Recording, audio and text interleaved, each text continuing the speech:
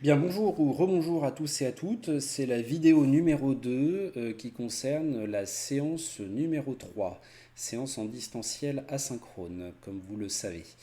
Donc je vais poursuivre un petit peu les réflexions préliminaires sur la façon dont le cinéma raconte des histoires, sur le cinéma en tant que raconteur d'histoires.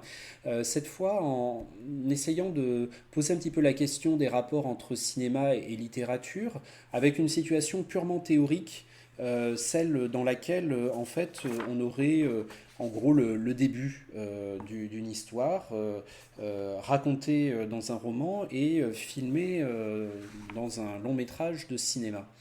Alors imaginons par exemple que on nous raconte dans un roman ce jour-là, comme à son habitude, Monsieur X marchait dans le parc. Ça, ce sont des mots. C'est un discours verbal. C'est quelque chose qu'on peut retrouver sur une page de livre.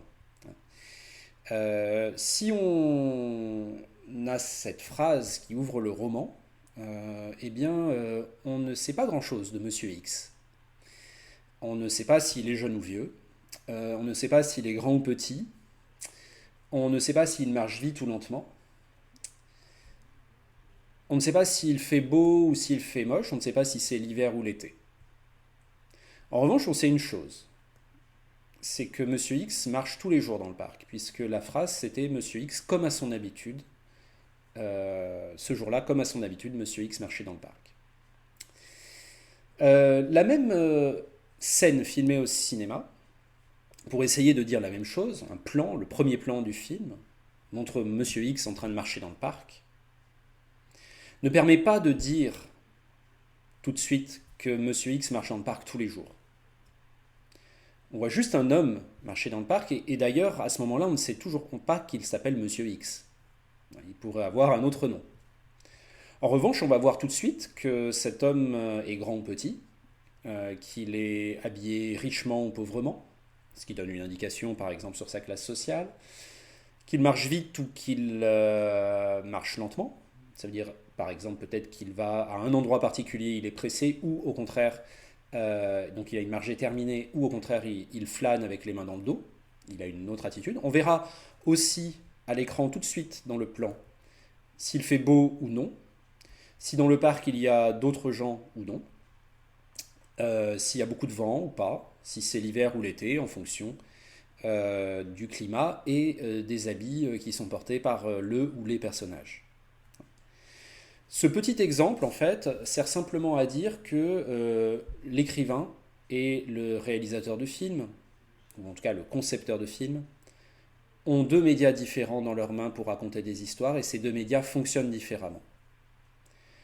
Toutes les indications que je vous ai données que l'image nous donne immédiatement, la taille, l'âge approximatif, la vêture, la façon dont le personnage est habillé, la façon dont il marche, son attitude, etc. Le temps qu'il fait. L'écrivain peut choisir ou non de nous les indiquer. Certains écrivains, parfois, préfèrent abstraire totalement leur personnage et ne donner quasiment aucune description de lui afin de permettre aux lecteurs de s'imaginer ce qu'ils veulent. Au cinéma, ça n'est pas possible a priori. Dans la plupart des cas, il faut évidemment représenter le personnage, ça veut dire lui donner certains traits, donc une certaine taille, donc un certain âge, etc., etc. Ça permet aussi, cet exemple, de montrer que l'écrivain, s'il a envie tout de suite de nous dire ce à quoi Monsieur X pense, ce qui le préoccupe, quel est l'enjeu actuel de sa vie, etc. L'écrivain peut le faire très facilement, il n'a qu'à coucher les mots sur le papier. Enfin après, évidemment, il faut le style et la beauté de ce dernier, hein, bien entendu. Je ne dis pas que c'est à la portée de tout le monde. Mais c'est directement permis par son médium, qui est le mot. Très rapidement, l'écrivain peut dire Monsieur X était très contrarié parce que ce jour-là, il avait reçu une mauvaise nouvelle, en effet, une lettre de sa fille qui lui demandait de l'argent, etc., etc. Pour que le cinéaste ou le concepteur de film arrive à nous faire passer les mêmes informations, il va falloir qu'il ait recours à une artillerie lourde. Soit une voix off explicative, qui du coup est un procédé très littéraire, soit un dialogue avec un personnage que croise Monsieur X, qui par exemple va rencontrer «Ah, Monsieur Y, ah, vous êtes là, comment allez-vous aujourd'hui? Ah, ben je ne vais pas très bien, ce matin j'ai reçu une lettre de ma fille qui me demande de l'argent, etc.» Et bon, ça peut aussi passer pour quelque chose d'un peu artificiel parfois, mais ça fait partie aussi des scènes d'exposition que se permet le cinéma. Autrement dit, la littérature est un médium peut-être davantage fait pour aller tout de suite dans les explications psychologisantes au niveau des personnages, pour aller tout de suite au cœur de leur esprit, alors que le cinéma, lui, a davantage à faire, et plus directement à faire, au corps, et à l'apparence des corps, et à l'inscription des corps dans un espace, dans un décor. Et ça, c'est sa grande force. Parce que, au fond, dans le plan qui ouvre le film qui raconte l'histoire de Monsieur X, et où on le voit marcher dans le parc, il n'y a pas que... Peut-être que Monsieur X est contrarié par quelque chose, et ça on le découvrira plus tard. Mais en tout cas, dès le départ, en fait, il y a dans l'histoire qui nous est racontée, pas seulement des mots sur une page, mais un monde qui nous est présenté. Un monde physique, un espace de vie, dans lequel il y a des arbres qui sont peut-être agités par le vent, dans lequel il y a peut-être des bourrasques de vent, dans lequel peut-être que bientôt il va pleuvoir, dans lequel peut-être il y a beaucoup de gens, peut-être il y en a peu, dans lequel un personnage peut déjà nous dire énormément de choses sur lui, pas seulement parce qu'on connaîtrait l'exact fond de ses pensées, mais parce qu'on voit sa physionomie, parce qu'on voit son expression de visage, parce qu'on voit la manière dont il marche, parce qu'on voit son attitude corporelle. Et c'est ça la matière, je dirais, première des récits cinématographiques. C'est des corps plongés dans un espace et livrés à un déroulement temporel que permet l'image de cinéma à travers le mouvement. Et ça, c'est très précieux, hein. Comme le dit Pier Paolo Pasolini dans ses écrits sur le cinéma, là où l'écrivain, son matériau, c'est les mots du dictionnaire, le matériau pour raconter des histoires du cinéaste, c'est le monde entier. C'est tout ce qui peut arriver sous l'objectif de la caméra. Et tout ça, ça va intégrer l'histoire.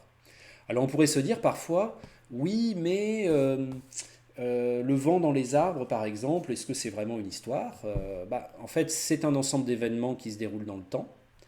Et si on a un sens poétique un petit peu affûté, ça fait partie aussi de l'histoire. Si le temps, à ce moment-là, est agité, ou au contraire s'il est très calme, ça donne déjà une certaine énergie à l'histoire. Ça peut entrer en résonance avec les affects du personnage, ou en tout cas ce qu'on en comprend dans ce début du film, avant même d'avoir obtenu des explications. J'y reviendrai un petit peu plus tard, mais n'oublions jamais, par exemple, que les premiers spectateurs du cinématographe, quand on leur a présenté un petit film qui racontait une histoire, au sens, c'était un film documentaire, en un sens, mais comme je vous l'ai dit dans la première vidéo, même les productions censées être documentaires sont des histoires. On présente à ce public des premiers temps du cinématographe à la fin du XIXe siècle un petit film qui s'appelle Le déjeuner de bébé des frères Lumière, un petit film dans lequel... Alors attendez, en fait je vais vous le montrer. Si je retrouve le timecode.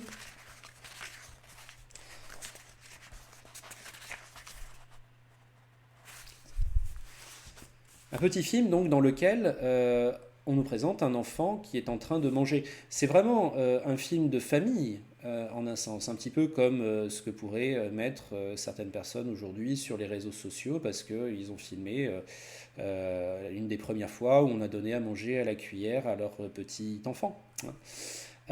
Et c'est ça l'événement principal que filme Louis Lumière à ce moment-là. C'est lui, c'est son épouse et c'est leur enfant. Or, la plupart des gens,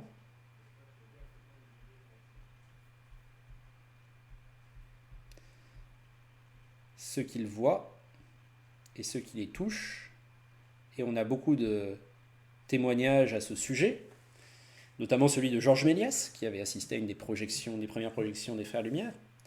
Ce qui les touche, c'est le vent dans les arbres. Bon, parce que c'était un petit peu aussi le miracle du cinéma, hein, de pouvoir produire ça, la peinture, la photographie, déjà nous montrer des beaux paysages avec des arbres verdoyants, mais là, le cinéma nous permettait de les voir bouger.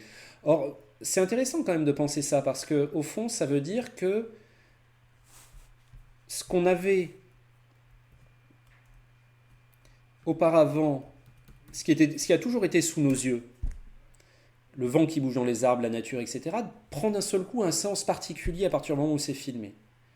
À partir du moment où un cinéaste nous montre ça, plus ou moins consciemment d'ailleurs, là, Louis Lumière n'a pas forcément voulu absolument filmer les arbres, il s'est juste dit je vais faire une belle composition avec une belle profondeur de champ et avec les arbres dans le fond du jardin, ça sera très beau, hein. Mais à partir du moment où un film, en tout cas, nous demande de regarder quelque chose, nous permet de regarder quelque chose, eh bien, c'est comme si on était un petit peu extrait de la marche courante des choses, du rapport un peu informatif et utilitaire qu'on a aux choses du monde dans notre vie courante. Vie courante remplie de divertissements qui nous arrivent de partout et qui captent notre attention. Et parfois, en fait, peut-être qu'une des fonctions du cinéma, exprimée donc très tôt, hein, dès 1895, à travers un de ses premiers films de l'histoire du cinéma, si on veut mettre le début de l'histoire du cinéma à ce moment-là, eh ben, c'est que peut-être une des fonctions du cinéma, c'est de nous rendre à nouveau sensibles aux histoires qui ont lieu tout autour de nous et qui ne sont pas forcément des histoires qui sont racontées par des gens qui produisent des histoires, mais qui sont des histoires au sens le plus pur du terme, c'est-à-dire un ensemble de changements au cours du temps produits par la nature. Et le vent dans les arbres, c'est quasiment une des choses les plus pures, une des histoires les plus pures qu'on peut raconter si on considère que le cinéma est un art à la fois narratif et poétique. Mais regardons à nouveau ce déjeuner de bébé pour se rendre compte qu'il y avait vraiment beaucoup de vent ce jour-là.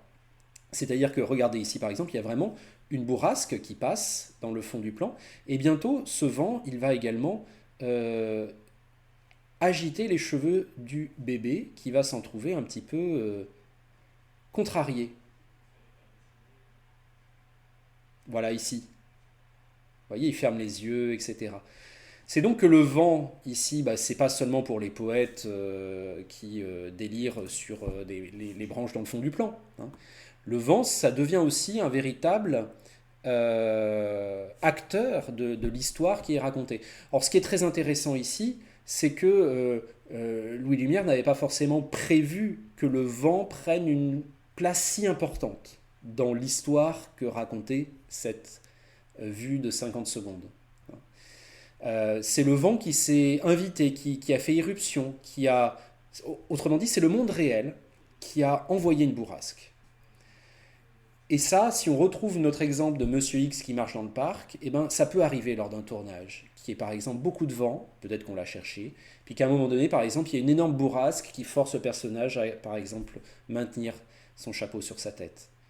Et peut-être qu'un cinéaste, c'est aussi quelqu'un qui est capable de dire, bah, c'était pas prévu qu'il y ait ça, mais puisque le monde nous l'a amené, alors ça va être dans le film, et ça va faire partie de l'histoire du film. Et un cinéaste peut faire ça. Alors qu'un écrivain, non. Un écrivain, c'est lui qui décide, de manière totalement indépendante, si oui ou non il y a du vent quand Monsieur X marche dans le parc, ce jour-là. Ce n'est pas le monde qui lui propose d'avoir du vent ou non, ou que le vent produise certains mouvements de feuillage dans les arbres ou de fasse envoler des chapeaux, ou non. Voilà, donc c'est ça qui est intéressant déjà à poser par rapport au cinéma, parce que là on est vraiment dans une réflexion très pure sur le médium. Le cinéma, avant de raconter, montre le monde. Et montrer, c'est déjà raconter en fait. Montrer et raconter sont deux actes indissociables, ce qui nous amène à nous dire aussi que le cinéma, il raconte et décrit en même temps. La narration et la description sont toujours concomitantes. Alors qu'en littérature, en général, on est plutôt dans l'un ou plutôt dans l'autre. Par exemple, l'écrivain qui écrit ce jour-là, comme à son habitude, Monsieur X marchait dans le parc, peut dans la phrase suivante dire Monsieur X était un homme d'une quarantaine d'années, plutôt grand, avec de longs cheveux, avec un petit embonpoint, habillé plutôt richement, par exemple, voilà, où il peut faire un tout autre portrait de Monsieur X. Mais au moment où il écrit cette phrase, l'écrivain a cessé de raconter, a cessé d'être dans la narration au sens strict, il est passé dans la description. C'est un petit peu schématique, hein, ce que je vous présente. Et c'est juste pour dire que globalement, on peut alterner très facilement entre narration et description en littérature pour ne pas donner l'impression de stagner dans l'un ou dans l'autre, hein. Mais dans tous les cas, il faut un petit peu choisir. Hein. Au début du Père Goriot, par exemple, Honoré de Balzac passe une vingtaine de pages à décrire la maison dans laquelle va se passer l'essentiel de l'action du roman. Et pendant cette description, il n'y a pas de narration, il n'y a pas d'événement qui se produit. L'écrivain, pour le dire autrement, peut suspendre le temps, en quelque sorte, pour donner un pur moment descriptif. Au cinéma, ça n'est pas vraiment possible, sauf procédé très radical, sans doute comme l'arrêt sur image, etc., mais on y reviendra. Au cinéma, en fait, le temps continue de passer, donc même quand vous avez un plan qui est apparemment très descriptif, plan sur les villes de New York, par exemple, dans la foule, hein, eh bien, au fond, les événements continuent de se produire. Il y a des événements qui se produisent, il y a du changement, et ça peut être déjà le matériau d'une histoire. De la même façon, au cinéma, narration et description peuvent cohabiter, comme on le voit très bien dans le dialogue entre les deux époux dans Le voleur de bicyclette, puisque ce dialogue, qui est important pour l'intrigue, hein, pour le rapport entre les deux époux, se produit au moment où ces derniers se baladent à travers le quartier, qui est un quartier pauvre, et on peut distinguer à l'écran tout ce qui relève de la description des bâtiments de ce quartier, du fait qu'il n'y a pas de goudron, du fait qu'on entend les enfants pleurer, etc. Donc en fait, description et narration sont en permanence associées au cinéma. Et d'une certaine manière, il y a des moments peut-être plus narratifs au cinéma, c'est-à-dire des moments où l'action événementielle prend toute notre attention, mais même pendant ce temps-là, le cinéma continue de décrire. Et à l'inverse, il peut y avoir des moments très descriptifs, comme le moment sur la ville de New York dans la foule, par exemple, et dans lesquels le cinéma continue de raconter. Donc il y a vous voyez un petit peu là, je dirais, une des différences fondamentales qu'il y a entre le cinéma et la littérature en termes de... enfin, si on considère que ce sont deux arts du récit. Le médium est différent, donc on raconte différemment, et donc, au fond, on ne raconte pas la même histoire. Vous voyez, par exemple, même l'adaptation d'un roman dans un film n'est pas la même histoire que ce roman, même si le cinéaste a essayé de suivre quasiment à la virgule près le roman, il va produire de toute façon autre chose, une autre histoire, du simple fait qu'il a un médium qui montre tout autant qu'il raconte avec le discours verbal, alors que dans un roman, on a seulement le discours verbal. C'est la grande puissance du roman, c'est la manière dont le romancier peut jouer avec ça et donner certaines indications ou d'autres à ses lecteurs. Pardon. Le cinéaste, lui, a d'autres puissances, et sa puissance, c'est d'avoir la matière du monde comme matière première de ses récits. Alors du coup, vous comprenez bien que ce cours sur le récit au cinéma, sur la manière dont le cinéma raconte des histoires, n'est pas un cours sur le scénario. Parce que le scénario, c'est un texte littéraire. En tout cas, c'est devenu un texte exclusivement littéraire, notamment depuis qu'on a supprimé par changement de la norme des scénarios les indications techniques pour la prise de vue qui étaient présentes par exemple dans le cinéma classique hollywoodien au milieu du XXe siècle. Le scénario, c'est un document très important pour la préparation d'un film, en tout cas la plupart des films. Louis Lumière n'a pas eu besoin de scénario pour tourner les siens. Hein. C'est un document très important qui demande des compétences très approfondies pour raconter des histoires au cinéma, pour préparer le tournage d'un film. Mais au fond, entre le scénario et le film terminé, il y a un gouffre qui est le passage d'un médium à un autre, le passage d'un médium écrit à un médium de l'image. Et ce passage change complètement les choses. Deux cinéastes au style très différent, aux préoccupations morales, politiques, idéologiques très différentes, qui vont mettre en scène le même scénario, vont produire deux histoires différentes, parce qu'ils vont placer la caméra à d'autres endroits, parce qu'ils vont faire d'autres choix de composition, d'autres choix d'objectifs, etc. Alors même que ce seront peut-être les mêmes personnages, les mêmes dialogues, les mêmes événements au sens des grands événements de l'intrigue. Sidney Lumet, le réalisateur de nombreux films importants du Nouvel Hollywood, hein, notamment Serpico ou Network ou Running on Empty, etc., a écrit un livre, un superbe livre qui s'appelle Faire un film, qui a été édité en France par les éditions Capricci. Je vous conseille vraiment, parce que c'est un cinéaste qui parle de son art et qui parle de la façon dont il envisage le cinéma en tant que média raconteur d'histoire. Et il y a beaucoup de réflexions très intéressantes dans ce livre qu'à mon avis tout étudiant en cinéma devrait un jour ou l'autre découvrir. Mais cette parenthèse fermée, moi je vous en parle ici parce qu'à un moment donné, Sidney Lumet dit quelque chose qui je trouve très parlant. Il dit même si vous avez la même position pour la caméra et que vous tournez la scène avec la même position pour la caméra et que vous tournez deux fois la scène, mais vous changez l'objectif, c'est-à-dire par exemple vous faites la mise au point à l'avant-plan la première fois et la mise au point à l'arrière-plan la seconde fois, ou à l'inverse, une mise au point sur un personnage dans la première fois et une mise au point sur champ total, c'est-à-dire vous avez une très grande profondeur de champ, une très grande profondeur de la zone de netteté. Euh, dans le second cas, eh bien, à chaque fois, le simple fait de changer l'objectif change l'histoire que vous racontez.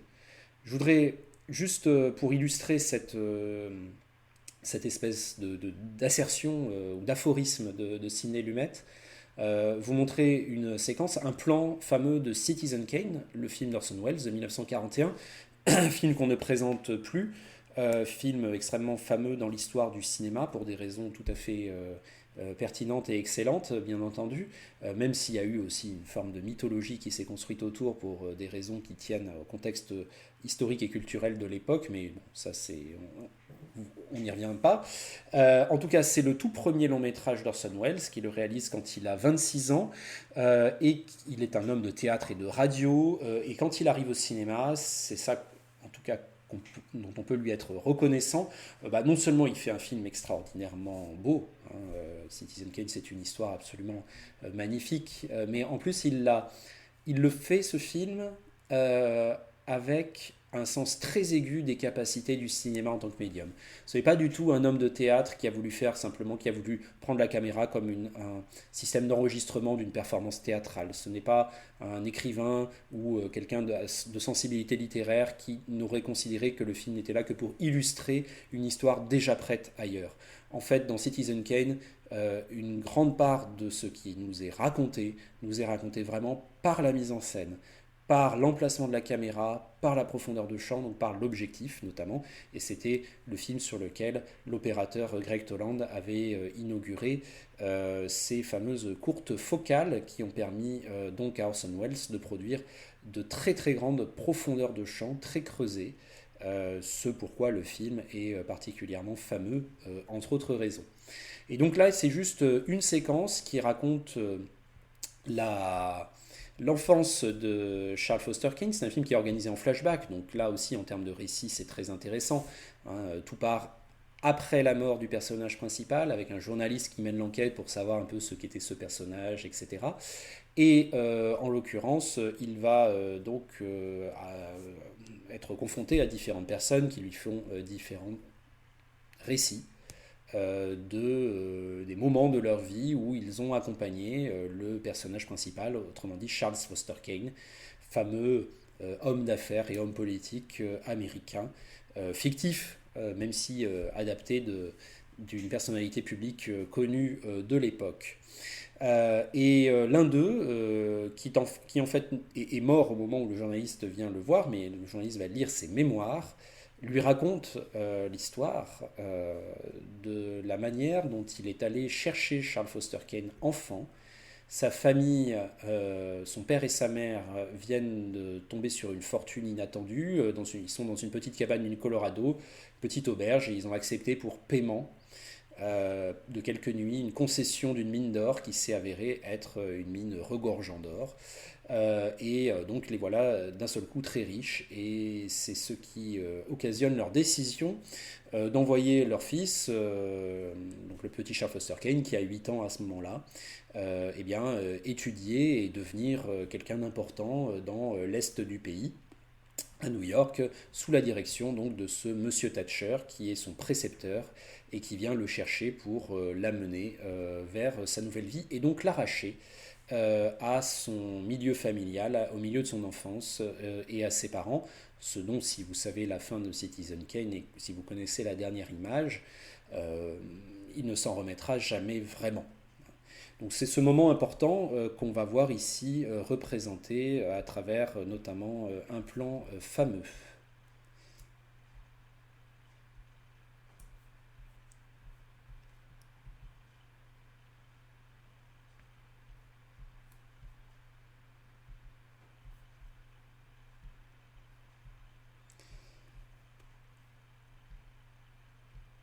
Alors mes excuses, j'enlève le médaillon. Voici l'extrait.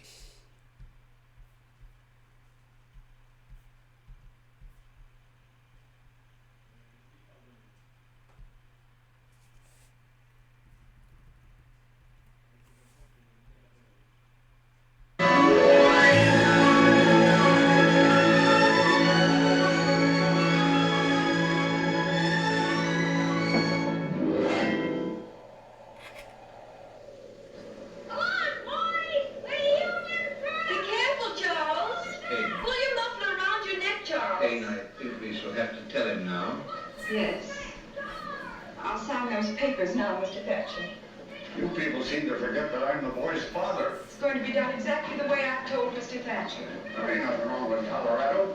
I don't see why we can't raise our own son just because we come into some money. If I want, I can go to court. The father has a right to. The board of the beats his bill and leaves worthless stock behind. That property is just as much my property as anybody's, now that it's valuable. And if Fred Graves had any idea all this was going to happen, he'd have made out those certificates in both our names. Well, they were made out in Mrs. King's name. He owed the money for the board to the both of The us. bank's decision on...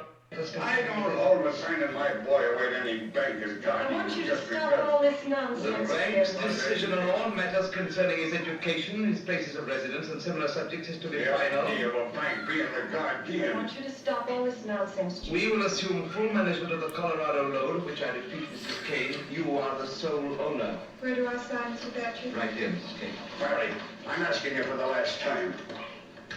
Anybody think I hadn't been a good The sum of husband, father? $50,000 a year is to be paid to you and Mr. Kane as long as you both live, and thereafter to the survivor. Well, let's hope it's all for the best. It is.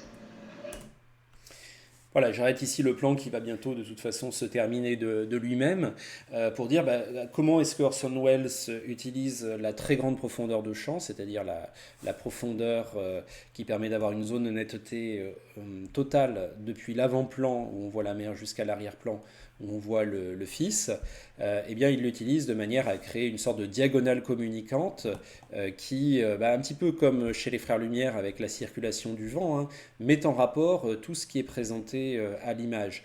Imaginons la même scène avec un objectif à longue focale sur lequel on aurait fait la mise au point, en tout cas, sur les personnages de devant, avec l'enfant relégué dans le flou, on aurait été beaucoup moins conscient de sa présence. On aurait pu aussi imaginer la scène sans du tout que l'enfant soit présent et on aurait donc raté la grande signification de ce plan, c'est-à-dire la manière particulière dont il raconte cette histoire, c'est-à-dire pendant que l'enfant joue dehors, les adultes s'occupent de son sort. Et cette idée, elle est rendue aussi grâce à la projection en 2 dimensions sur la surface de l'écran. La très grande profondeur de champ fait en sorte que les adultes à l'avant-plan sont des géants, hein, comme des espèces de dieux qui ont tous les droits, en quelque sorte, tandis que l'enfant à l'arrière-plan, si on prend sa taille sur l'ensemble de l'écran, hein, si on la rapporte à la bidimensionnalité de l'écran, on voit que ce n'est qu'une toute petite silhouette au loin, donc minuscule, et cela correspond à l'influence qu'il a dans cette scène sur son propre destin. Alors, vous me direz, il y a d'autres moyens. Un cinéaste qui aurait voulu raconter la même histoire, c'est-à-dire donner absolument la même idée, l'idée que pendant que l'enfant joue innocemment dehors, les adultes s'occupent de son destin, aurait pu le faire par exemple avec un montage alterné. Oui, mais ça aurait été assez lourd, hein. Si on était passé entre l'intérieur et l'extérieur, ça aurait vraiment été les gros sabots en termes d'expressivité, alors que là, c'est quelque chose qui se déroule de façon parfaitement fluide, et même si tous les spectateurs n'ont pas en tête tout de suite cette signification, en tout cas, ils vont le sentir en termes de rapport de force à l'intérieur de l'image. Elle est là, disponible, pour tous les spectateurs qui veulent aller au-delà de, je dirais, ce qui est inscrit dans le scénario, c'est-à-dire le déroulé des dialogues. L'image, pour le dire autrement, raconte une histoire supplémentaire, une histoire parallèle, une histoire plus riche que celle que le scénario seul aurait indiqué dans un cas de figure comme celui-là, puisqu'il se serait contenté, en tout cas le scénario tel qu'on le conçoit aujourd'hui, de répertorier les dialogues importants prononcés par les personnages adultes.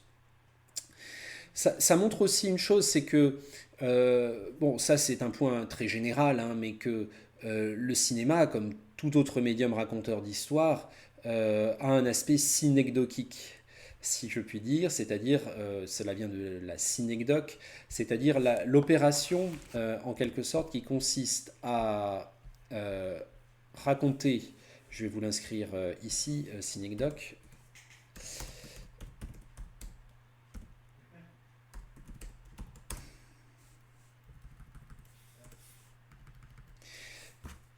l'opération donc, qui consiste en disant la petite partie, d'évoquer la grande partie. De faire en sorte que la partie vaille pour le tout, puisse remplacer le tout. Or, l'aspect essentiellement synecdoquique des récits cinématographiques, c'est tout simplement que il y a la chose qui arrive au personnage, et puis il y a les choses qui nous arrivent à nous, ou qui arrivent aux êtres humains de façon générale. Et même si ce n'est pas toujours de manière aussi tragique que le petit Charles Foster Kane de 8 ans dans le film d'Orson Welles, l'histoire racontée ici par l'image, l'histoire de la dépossession dans son dos, en quelque sorte, derrière ses jeux innocents, de son destin par un enfant, parce que les adultes décident de quelque chose pour lui, bah, c'est une histoire, ma foi, qui est quelque chose de tout à fait universel et que tout le monde a connu, même si ce n'était pas forcément pour des choses très graves. Voilà, on pourra réfléchir aussi à cette façon de monter en généralité à partir des exemples singuliers, des événements singuliers que nous racontent les films, de voir comment les procédés de mise en scène et de montage nous permettent justement de passer du particulier au général et de remonter à, je dirais, ce qui concerne tous les êtres humains d'une façon ou d'une autre. Bon, si vous parlez de l'aspect synecdoquique d'une fiction, de façon générale, on peut aussi prendre un exemple très simple, mais là on ne va pas parler de cinéma lui-même, c'est un exemple qui peut marcher aussi bien en bande dessinée, au cinéma, dans les romans, etc. C'est par exemple les films de super-héros, hein, voilà, c'est le truc très simple, très basique, c'est la façon, c'est les registres émotionnels sur lesquels ils fonctionnent. Les films de super-héros nous présentent des histoires de personnages que nous ne saurons jamais, parce que nous n'avons pas de super-pouvoir. Là-dessus, tout le monde est d'accord. Mais ce que nous montrent les personnages de super-héros dans ces récits, ce sont des gens qui sont souvent, la plupart du temps, brocardés pour leurs particularités, mis au banc de la société, à cause de leurs particularités, qui sont vues comme des défauts, et puis il s'avère qu'à un moment donné, ce défaut devienne justement la source du pouvoir du personnage, la source des services qu'il va pouvoir rendre à la collectivité, par exemple en sauvant la vie du méchant. Et à ce moment-là, eh bien, cette histoire-là, particulière, qui arrive au personnage, est la synecdoque d'une histoire beaucoup plus vaste, qui est celle de tout le monde, à un moment donné ou à un autre, et qui parle aussi beaucoup aux adolescents. C'est le moment où on se rend compte que ce qu'on considère comme des faiblesses ou comme des anormalités, bah, c'est peut-être aussi la source de notre richesse, et c'est la source de ce qu'on va pouvoir apporter dans le monde. Et bon, voilà, ça c'est une histoire universelle. Bon, je referme la parenthèse pour dire que voilà, c'est vraiment pas un cours sur le scénario, je reviens là-dessus. Or, il faut bien se rendre compte que dans les esprits et dans les têtes, dans les discours sur le cinéma, il y a toujours une énorme survalorisation du scénario, c'est-à-dire de l'intrigue au sens le plus, je dirais, le plus réduit du terme. T'es allé voir quel film hier? Je suis allé voir ce film-là. Ça raconte quoi? Bah, c'est l'histoire d'un type. Voilà, il a des problèmes avec sa femme. Du coup, il va rencontrer une autre femme et puis il va partir avec elle, mais il va être rattrapé, etc., etc. En fait, qu'est-ce qu'on raconte à ce moment-là? On raconte juste les grandes lignes du scénario. Et on dit très peu de choses au fond sur toutes les histoires, parce que parfois ce sont des histoires en parallèle en quelque sorte, que le film a raconté à travers sa mise en scène, à travers son montage, à travers tout ce monde qu'il a fait exister à l'image, d'une façon ou d'une autre. Alors, je ne dis pas ça pour le regretter, parce que je ne demande pas aux spectateurs lambda d'avoir une quelconque expertise dans ce domaine-là, et il est évident que les films sont des productions culturelles dont tout un chacun s'empare sans forcément avoir besoin de les délivrer un discours expert à ce sujet. Mais je pense que nous, en fait, dans ce cours, comme on étudie le cinéma, comme on est passionné par ça et comme on a vraiment envie d'approfondir les choses, on peut essayer vraiment d'aller au fond des choses à ce niveau-là et d'aller à un niveau analytique plus profond. Et donc à ne pas à limiter l'histoire d'un film aux principales grandes articulations de son scénario, mais à prendre en compte que l'histoire d'un film, c'est potentiellement tout ce qui apparaît à l'image, c'est tout ce que produit le montage, c'est tout ce que produit la relation image-son, c'est tous les choix créatifs qui ont été faits pour mettre en valeur certaines choses plutôt que d'autres, pour raconter certaines histoires plutôt que d'autres qui auraient été possibles avec le même scénario, en mettant en avant certains gestes, certaines situations, certains rapports de force entre les personnages, comme dans l'exemple de Citizen Kane. Globalement, il y a ce qu'on pourrait, pour résumer, on pourrait dire que on va vraiment s'intéresser aux histoires que raconte le cinéma ou à la façon dont le cinéma raconte des histoires, en prenant appui sur ce qu'on pourrait appeler les facteurs de différenciation entre le cinéma et la vie. Cette notion de facteur de différenciation, elle a été proposée par Rudolf Arnheim en 1932 dans un très beau livre qui s'appelle Le cinéma est un art et que je vous conseille aussi beaucoup, dont je vous conseille beaucoup la lecture, et dans lequel Arnheim stipule une chose importante et intéressante, notamment parce que le cinéma étant un art réaliste, on a toujours un petit peu l'impression qu'il faudrait qu'on oublie qu'on soit au cinéma, comme si on assistait dans la vraie vie aux événements. Or ça c'est quelque chose qui n'a jamais lieu, jamais, parce que tout est toujours filtré par des choix de composition, par les cadres, position particulière pour la caméra, des choix de montage, etc. Et Rudolf Arnheim, au lieu de déplorer ça, au lieu de déplorer que le cinéma ne soit pas l'exacte reproduction de la vie réelle, Rudolf Arnheim en fait dit que c'est là que le cinéma devient un art. En fait, c'est là que le cinéma nous permet de mettre en perspective la vie réelle, en passant justement par tout ce qui le différencie de la perception courante de la vie réelle. Le fait d'avoir un point de vue imposé, le fait d'avoir une durée imposée pour l'image, le fait d'avoir un montage qui va associer deux images pour produire un sens différent, tout ça, ce sont des choses qu'on n'a pas dans la perception courante, puisque dans la perception courante, on regarde où on veut et on n'est pas, voilà, il n'y a pas de regard imposé, mais c'est justement ce qui fait du cinéma, l'intérêt des histoires qu'il raconte, c'est de passer par ces facteurs de différenciation et de les mettre en avant, de s'en servir pour justement créer ce décalage productif vis-à-vis de la vie courante et nous permettre de revenir ensuite à la vie courante, aux histoires universelles que racontent aussi les films, en les ayant vus avec un système perceptif différent, celui de la mise en scène et du montage cinématographique. Alors, je voudrais pour continuer un petit peu notre réflexion sur cette idée que mettre en récit, en fait, raconter une histoire au cinéma, c'est faire des choix de mise en scène et de montage, et donc pas uniquement, loin de là, des choix de scénario. Je voudrais vous montrer un autre extrait, qui est un extrait du film de Claude Chabrol, Que la bête meurt. C'est le tout début du film. Ça date de 1969. Ce film date de 1969. Je n'ai pas besoin de vous dire quoi que ce soit sur le film puisqu'on va regarder juste le début, mais je vous dis quand même que c'est un très très beau film.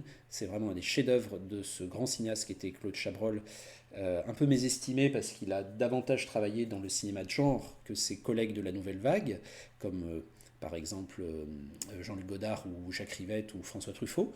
Mais c'est vraiment le prototype, peut-être avec quelques cinéastes comme Alfred Hitchcock par exemple, de quelqu'un qui a vraiment compris que la narration au cinéma passait essentiellement par la mise en scène montage, ce qui est d'autant plus intéressant qu'il a toujours tourné avec des scénarios très écrits, très bien préparés. Et donc ce qu'on va voir ici, en fait, c'est quelque chose qui est finalement entre ce qui se prépare au scénario et ce qui se passe lors du tournage et lors du montage. C'est vraiment, on est au cœur de la matière expressive du cinéma, de la manière dont le cinéma raconte des histoires. Voilà, je vous montre d'abord ce moment-là, et puis nous en parlons plus tard.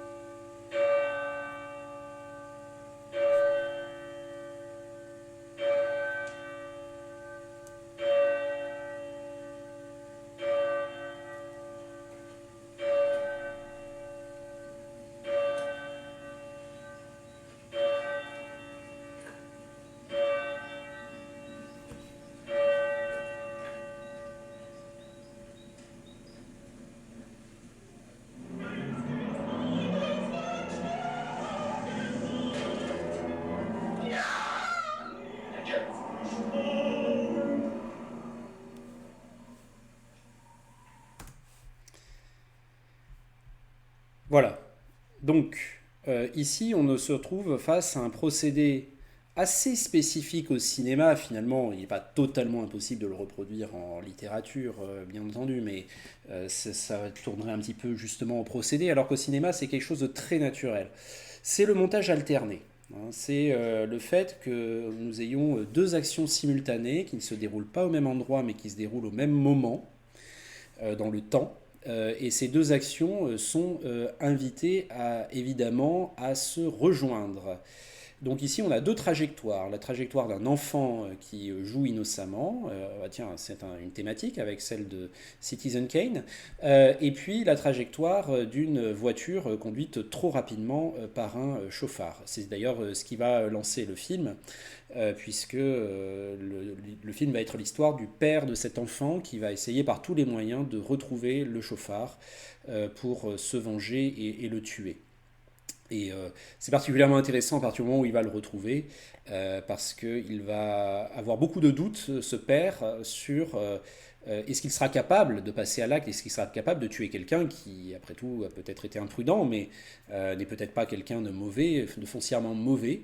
Et il va découvrir que la personne qu'il cherche, la personne de ce chauffard incarné brièvement par Jean-Yann, que l'on voit donc à la fin de l'extrait, est une parfaite ordure, est un être humain abominable, mauvais à tout point de vue. Bon, voilà, superbe façon d'envisager le problème d'un point de vue moral, que je vous laisse découvrir sur l'ensemble du long métrage si vous le souhaitez. En tout cas, ce qui est intéressant avec le montage alterné, on passe de la voiture à l'enfant et ainsi de suite jusqu'au bout, c'est que ça a un effet qui est que on sent bien que les deux vont se rencontrer. Ça a un effet, pour le dire avec les termes en termes hitchcockiens, c'est un effet de suspense. L'accident, la rencontre de la voiture et de l'enfant, je pense que quand vous avez visionné l'extrait la première fois, ça n'a pas été une surprise. Vous vous êtes bien douté que les deux allaient se rencontrer. Vous l'avez peut-être craint si vous étiez en empathie pour l'enfant, mais en tout cas, le film a produit sur vous cet effet. C'est une organisation narrative spécifiquement cinématographique à travers le montage alterné qui crée donc un effet d'anticipation narrative. Ce qui est intéressant aussi, c'est que ce choix du montage alterné donne aussi un sens différent à cette rencontre entre l'enfant et la voiture. Si on avait fait un autre choix de récit, et donc un autre choix de mise en scène, on aurait pu par exemple tourner l'ensemble de cette séquence en suivant l'enfant. On aurait vu que l'enfant jouait sur la plage, puis l'enfant remontait sur la berge, puis l'enfant arrivait dans la ville, et arrivait au carrefour, et là d'un seul coup une voiture arrive et le renverse. Ou on aurait pu suivre l'intégralité de cet ensemble d'événements, de cette histoire, à travers le point de vue unique des occupants de la voiture. On aurait été avec eux dans la voiture qui va trop vite, avec leurs conversations, avec leurs gestes, notamment leurs gestes d'affection un peu brutaux. On voit la façon dont Jean-Yann pose une main sur la cuisse de sa compagne tout en conduisant. Bon voilà. Et on aurait été avec eux sans se douter de rien jusqu'au moment où, arrivé dans le village, d'un seul coup, un enfant surgit sur la place et le conducteur ne parvient pas à l'éviter. Et donc là encore, effet de surprise, accident. Dans les deux cas, on aurait eu donc un effet de surprise. Je veux dire, si on avait suivi seulement l'enfant dans le premier cas, ou seulement les occupants de la voiture dans le second cas. Le fait d'avoir suivi les deux en parallèle, à travers le montage alterné, produit non pas un effet de surprise, mais un effet de suspense. C'est ce qu'explique très bien Alfred Hitchcock dans ses entretiens avec François Truffaut. Il dit la différence entre le suspense et la surprise, c'est la suivante. Si je veux créer un effet de surprise, je montre deux personnages en train de parler autour d'une table, et puis d'un seul coup, il y a une bombe qui explose, parce qu'il y avait une bombe sous la table, mais on ne l'a pas su. Donc, gros effet de surprise pour le spectateur. En revanche, si je veux créer un effet de suspense, et Alfred Hitchcock aimait mieux les effets de suspense, et bien dans ce cas, je montre dès le début de la conversation entre les deux personnages qu'il y a une bombe sous la table prête à exploser, ce qui fait que pendant tout le temps où les personnages vont parler de la pluie et du beau temps, les spectateurs auront envie d'hurler. Il y a une bombe sous la table, bougez-vous, etc. Ils vont sentir une tension énorme qui va les attacher émotionnellement au film. C'est la raison pour laquelle Alfred Hitchcock préfère le suspense à la surprise. Chabrol ici est très Hitchcockien.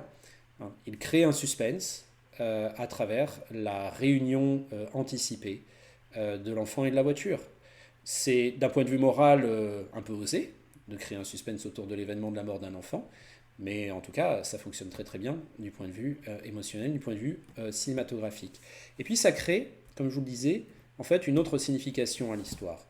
Si jamais on avait, je reviens sur les deux autres exemples, si on avait suivi l'action soit du point de vue de l'enfant, soit du point de vue de la voiture, mais en ne changeant pas de point de vue, on aurait eu un effet de surprise et on aurait eu beaucoup plus l'impression d'un accident au sens fort du terme, c'est-à-dire d'un pur hasard qui a regroupé ce jour-là l'enfant et la voiture. Une sorte d'arbitraire total du destin, si l'on veut, qui d'un seul coup provoque ce choc sans que rien ne l'ait préparé. Or, la séquence ici, que nous voyons, je vais la remettre un petit peu au début d'ailleurs pour vous montrer quelque chose, la séquence ici ne provoque pas cette impression. C'est un accident au sens, c'est la manière dont on le décrira dans le rapport de police ou dans le journal le lendemain. C'est l'histoire que racontera le journaliste qui relaitera ce fait divers.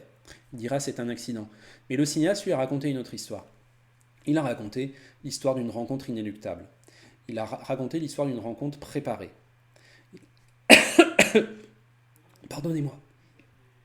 Il a donc raconté l'histoire l'histoire du destin en marche.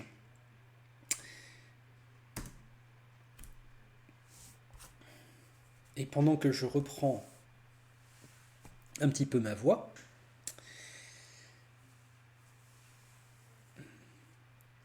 cette idée que le destin est déjà présent à ce moment-là, non seulement elle est présente à travers l'effet d'anticipation que provoque le montage alterné, mais elle est présente également dans les trajectoires des différents corps et mobiles présentés dans cette séquence. Regardez, la voiture, elle va de droite à gauche dans ce plan, d'accord ? Et bien dans le plan suivant, l'enfant va de gauche à droite. C'est-à-dire que déjà, on a la sensation que les deux vont se rencontrer, ne serait-ce que dans la façon dont les images sont composées et dans la façon dont les images sont montées les unes avec les autres.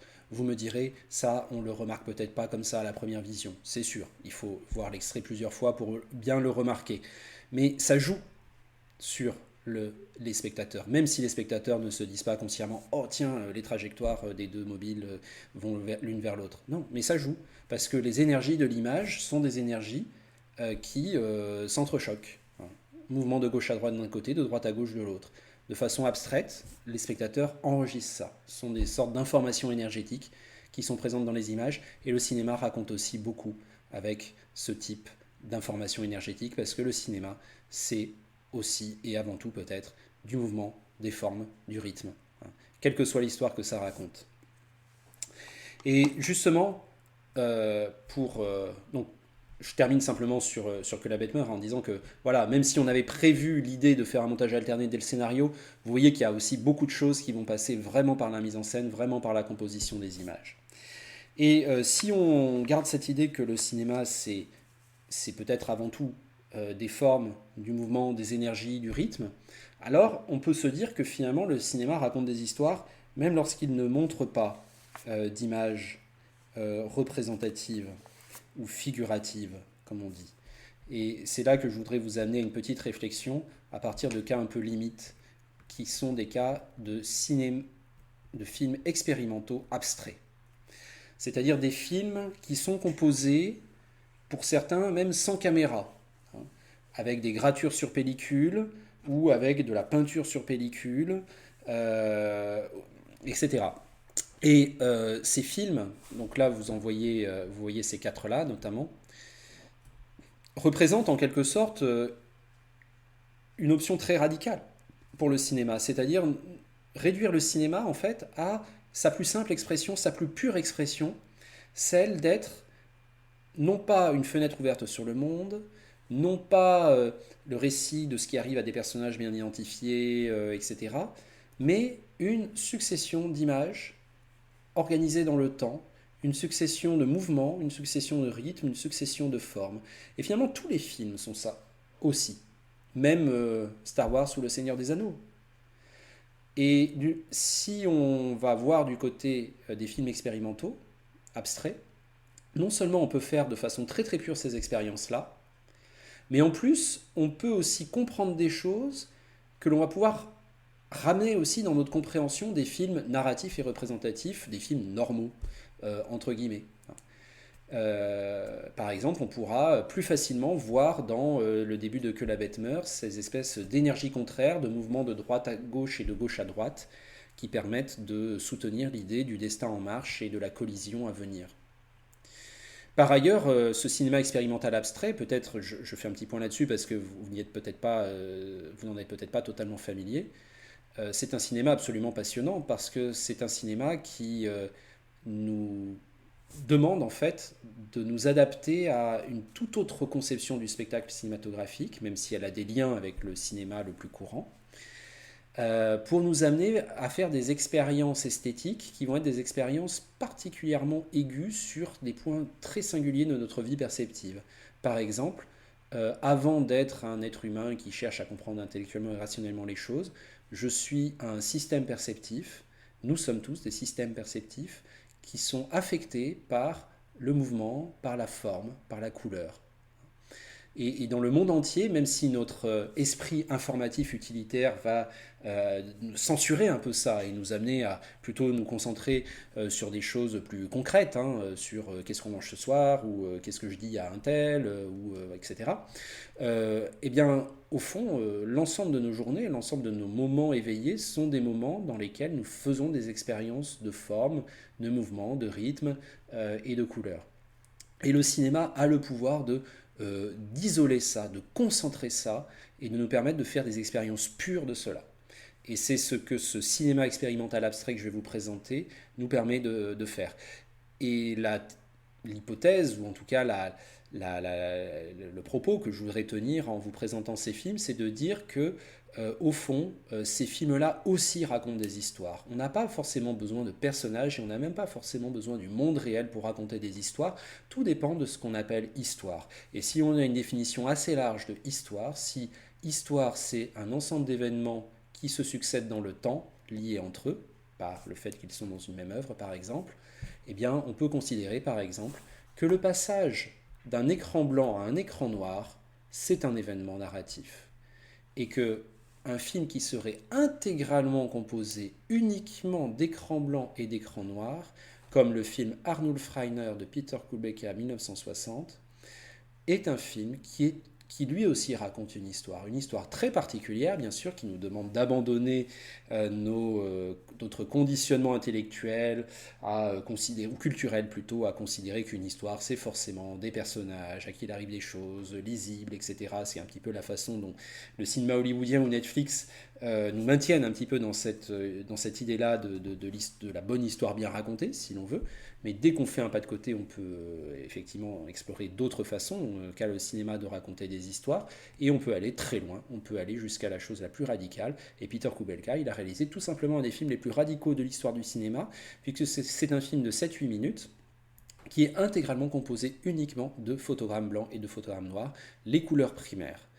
Et je voudrais donc simplement qu'on fasse cette expérience sans avoir d'attente particulière, parce que je crois que c'est ça que nous demande de faire le cinéma expérimental.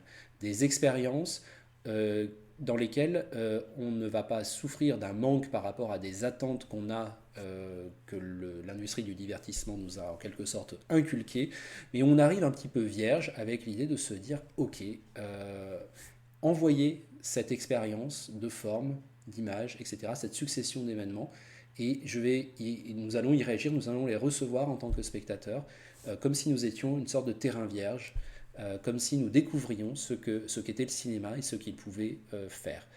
Et je vous dis ça parce que je suis bien conscient du fait que quand on dit à la plupart des gens dans la rue qu'on rencontre, bonjour, voulez-vous venir voir un film composé uniquement d'écran blanc et d'écran noir, la plupart des gens se diront, mais quel va être l'intérêt ? Eh bien justement, découvrir l'intérêt que ça peut avoir, ça peut être une véritable aventure perceptive, une véritable expérience au sens le plus fort du terme, et je ne suis pas certain que tout le monde parmi vous la fera pleinement, mais en tout cas je voudrais vous permettre de la faire dans ce cours, et en vous montrant donc quelques minutes de Arnulf Rainer.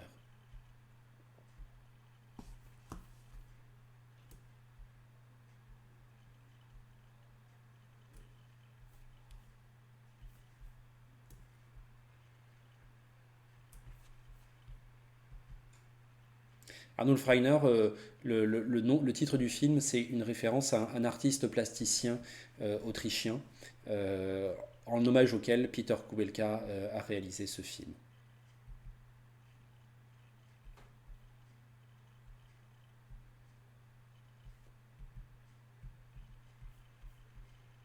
Dans lequel il y a du son que je mets tout de suite.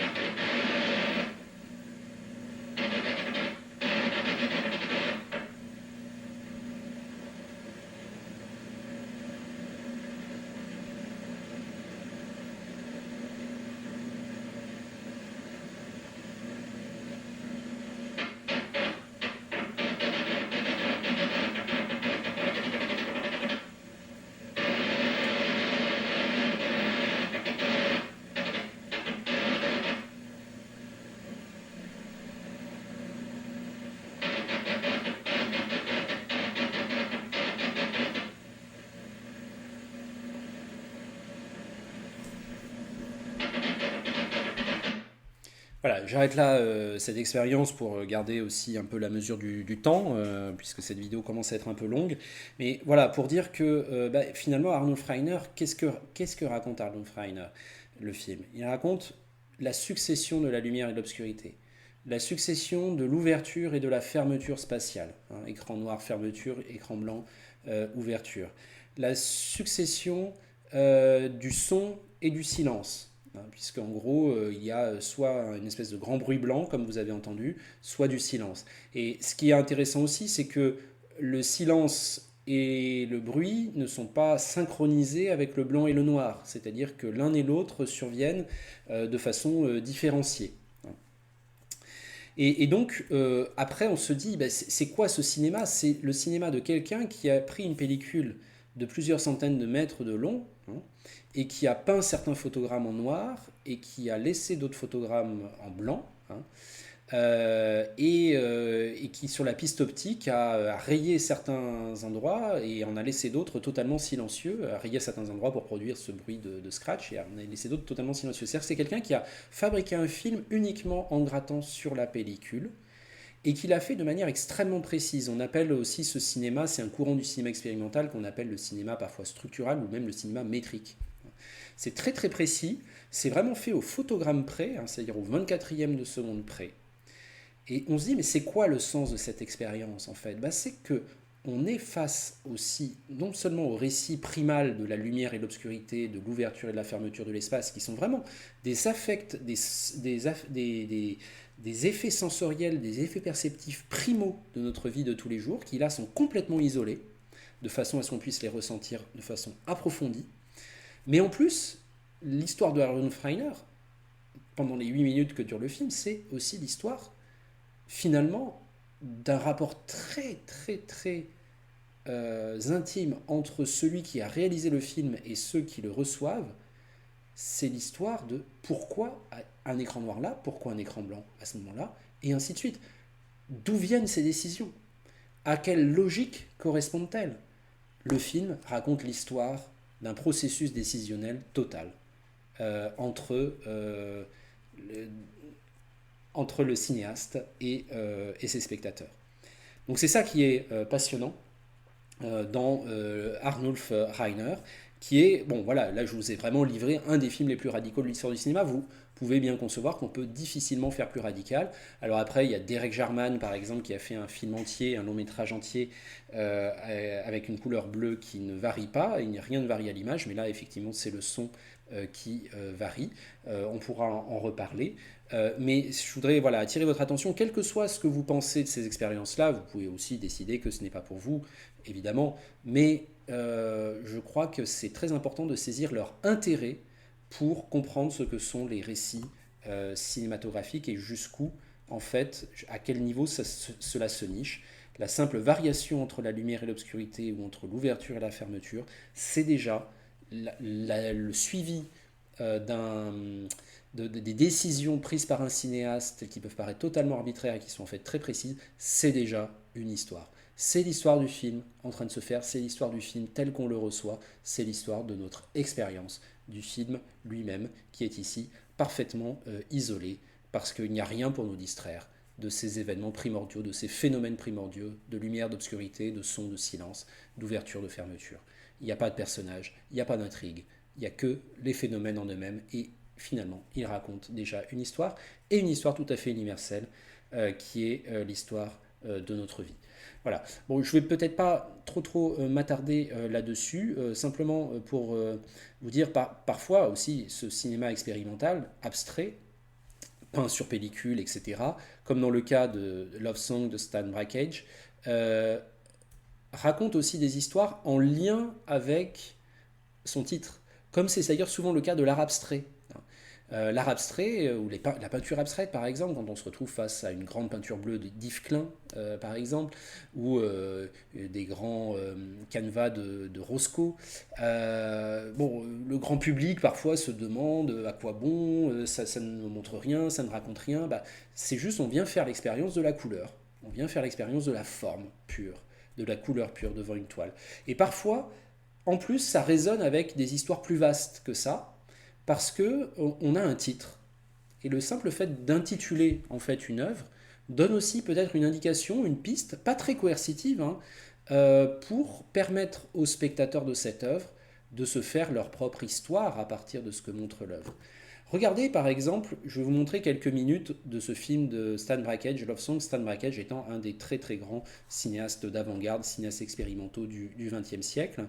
Il réalise ce film Love Song avec donc, je pense, peinture sur verre filmée de manière évolutive. Ce qui est intéressant, c'est qu'il intitule ce film Love Song, c'est-à-dire chanson d'amour.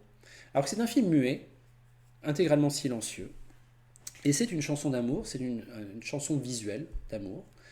Et finalement, si on a ça en tête, en regardant ce défilé de couleurs et de formes, etc., est-ce qu'on ne peut pas relier ça à une histoire un peu plus concrète, qui est peut-être une histoire émotionnelle, qui est l'histoire de l'évolution d'un rapport amoureux, peut-être un rapport amoureux qu'on a connu nous-mêmes, peut-être un rapport amoureux qu'on imagine entre deux personnages qui ne sont pas là à l'écran. Mais voilà, peut-être que ce que finalement ce film raconte, c'est pas les dialogues de ces personnages, c'est pas la réunion de leur corps, etc. Peut-être que ce que le film raconte, c'est l'univers émotionnel des deux, ou peut-être de l'un d'eux, peut-être d'un seul personnage qui ressent un amour pour quelqu'un, un amour qui n'est pas partagé. Tout est possible en fait, toutes les hypothèses sont possibles, tout est ouvert à l'imaginaire du spectateur, qui est là aussi pour terminer le film, terminer l'histoire du film. En quoi c'est cette succession d'images abstraites, de couleurs, avec du mouvement, avec du rythme, etc., peut résonner dans votre esprit, dans votre imaginaire à vous, pris individuellement, chacun et chacune, comment ça peut résonner avec ce qui pourrait être une histoire d'amour. Comment ça peut raconter un aspect que peut-être les films narratifs et représentatifs ne peuvent pas raconter, parce qu'ils n'ont pas accès à cette dimension-là, un aspect intérieur, purement émotionnel, purement affectif, de ce qu'est l'amour et de ce qu'il provoque chez un être.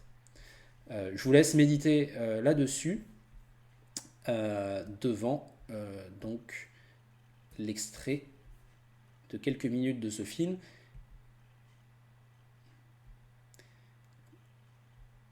qui dure 10 minutes et que je vais vraiment prendre l'extrait absolument au hasard. Je précise que Arnold Freiner et je vais vous le laisser depuis le début. Arnold Freiner et Love Song sont des films que vous pouvez intégralement visionner sur YouTube, si vous le souhaitez.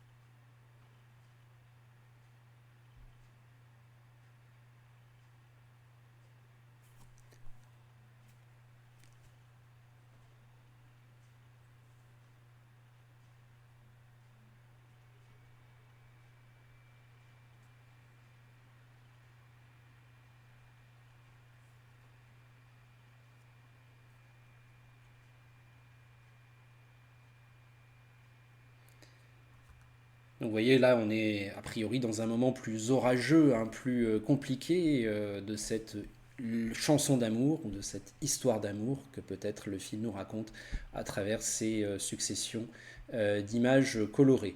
Bon voilà, et si on renvoie au film des Frères Lumière à travers notamment le déjeuner de bébé, eh ben, on se rend compte que finalement, hein, y a la façon dont le cinéma raconte des histoires, qui est la problématique principale de ce cours, ça va beaucoup plus loin que la simple question du scénario. C'est comment le cinéma articule des événements. Qu'est-ce que c'est qu'un événement? On y reviendra un petit peu plus tard dans une prochaine vidéo. Mais on voit que ça peut être énormément de choses et pas seulement les grandes articulations de l'intrigue. Et puis, dès que le cinéma se met à montrer le monde, immédiatement, il raconte des histoires. Et il y a parfois des cinéastes qui racontent des histoires en filmant en illustrant des scénarios qui existent déjà ou des histoires qui existent déjà sur d'autres médiums. De toute façon, c'est une expérience transformatrice, mais il y a aussi des cinéastes qui vont dans le monde avec leur caméra et qui captent les histoires que le monde leur donne. Et ça, c'est tout un courant du cinéma qui est directement inspiré des Frères Lumière et dont on va voir quelques exemples dans la prochaine vidéo de ce cours et qui est peut-être une des fonctions premières du cinéma, une de ses plus grandes spécificités en tant que média raconteur d'histoire, c'est-à-dire accueillir et concentrer notre attention de spectateur sur les histoires que le monde raconte, que l'on ne voit peut-être pas dans la perception quotidienne parce qu'on est trop préoccupé par toutes les petites préoccupations qu'on a dans notre vie, les petites et les grandes, mais quand le cinéma nous permet de retrouver cette expérience-là, cette expérience pure, de voir le monde et de voir surgir à travers le monde les histoires qu'il contient, les multiples histoires qu'il contient et qu'il raconte. Voilà, donc on explorera tout ça un petit peu plus tard dans une prochaine vidéo. Je vous remercie d'avoir suivi ces 2 vidéos, qui étaient donc les 2 vidéos correspondant à la séance 3 de ce cours. Et je vous envoie très bientôt un petit mail ou une toute petite capsule vidéo très courte pour vous parler de ce que sera la séance 4 qui va se présenter sous une forme un petit peu différente. Vous allez retrouver d'ailleurs dedans les lois de l'attraction de Roger Avary. Je vous remercie d'avoir suivi ces 2 vidéos et je vous dis à très bientôt, notamment pour les séances en présentiel de début novembre. J'ai hâte de vous retrouver pour qu'on fasse ensemble de l'analyse de séquences de films à partir notamment de ces premières réflexions qui ont été données dans ces 2 vidéos. J'espère que vous aurez le temps de les voir d'ici là. Voilà. Je vous remercie encore une fois et je vous dis à très bientôt.